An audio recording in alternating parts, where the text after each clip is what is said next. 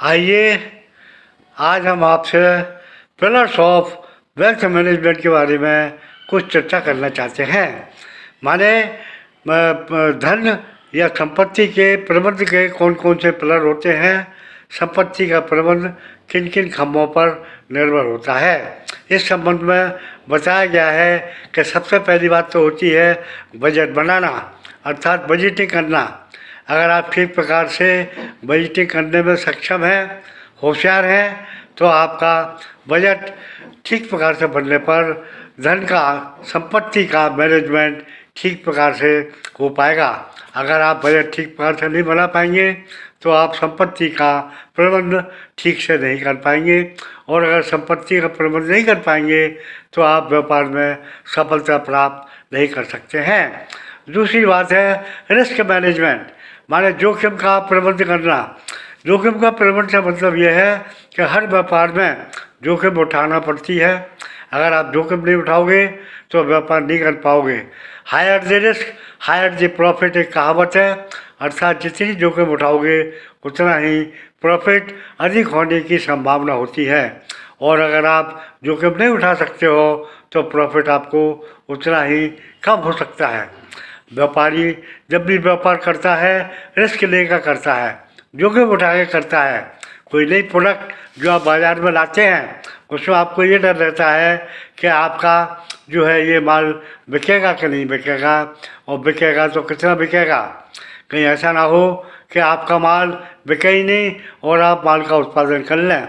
तो ये रिस्क, ये जोखिम तो व्यापारी को उठाना पड़ती है, क्योंकि बिना रिस्क उठाए वो व्यापार कर नहीं सकता। जब तक वो रिस्क नहीं उठाएगा उसका व्यापार आगे नहीं बढ़ेगा।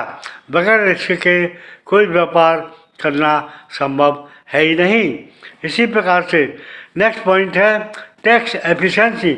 टैक्स एफिशिएंसी मानी यह है कि करों की कार्य क्षमता पर भी ध्यान देना होगा। आपको जितनी भी इनकम होगी उस पर आपको कर देना पड़ेगा। उस कर को हम कैसे जमा करें, उस कर को हम कैसे निपटाएं, उस कर को हम किस तरह से व्यवस्था करें, उस कर के लिए जो भी व्यवस्था आप करेंगे उसको हम बोलते हैं कर का कार्य क्षमता बनाना।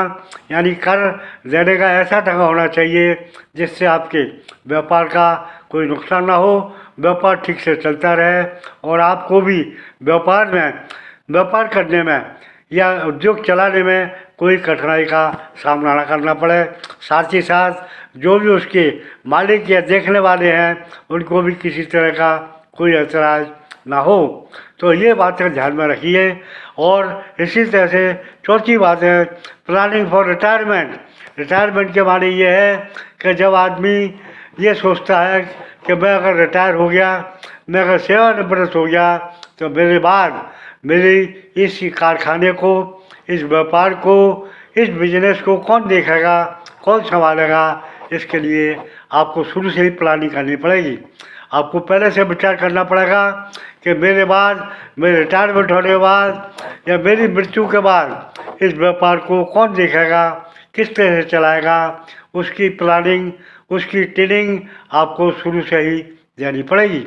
अगर आपने उसके लिए कोई अच्छी ट्रेनिंग देने के लिए किसी आदमी को, किसी संस्था को, किसी ऑर्गेनाइजेशन को पहले से चुनाव नहीं किया तो एंड टाइम पर वो संस्था हो सकता है ठीक से ना चल पाए, हो सकता है वो संस्था डूब जाए, हो सकता है वो संस्था कार्य क्षमतापूर्वक काम न कर सके और बिजनेस में उसको हानि उठानी पड़े।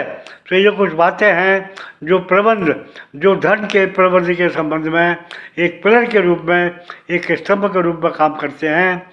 अगर आपका स्तंभ मजबूत होंगे तो आपका धन भी काफ़ी मजबूत रहेगा, धन का प्रबंध ठीक प्रकार से हो सकेगा और आपको किसी प्रकार की कोई कठिनाई का सामना न करना पड़ेगा।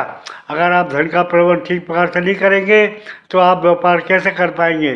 व्यापार ठीक से नहीं कर पाएंगे तो आप प्रॉफिट नहीं कर पाएंगे, प्रॉफिट नहीं कर पाएंगे तो आपका उद्देश्य फेल हो जाएगा और आप व्यापार में सफलता प्राप्त नहीं कर सकते। हर व्यापारी जब भी व्यापार या कारखाना खोलता है उसका मुख्य उद्देश्य होता है कि समाज को लाभ देने के साथ साथ वो व्यापार में प्रॉफिट भी कमाता रहे, ताकि उसका बिजनेस आगे बढ़ता रहे। इन्हीं सब बातों को ध्यान में रखकर आपको अपने धन का प्रबंधन ठीक प्रकार से करना चाहिए, ताकि आपका बिजनेस ठीक प्रकार से चल सके। Thank you very much.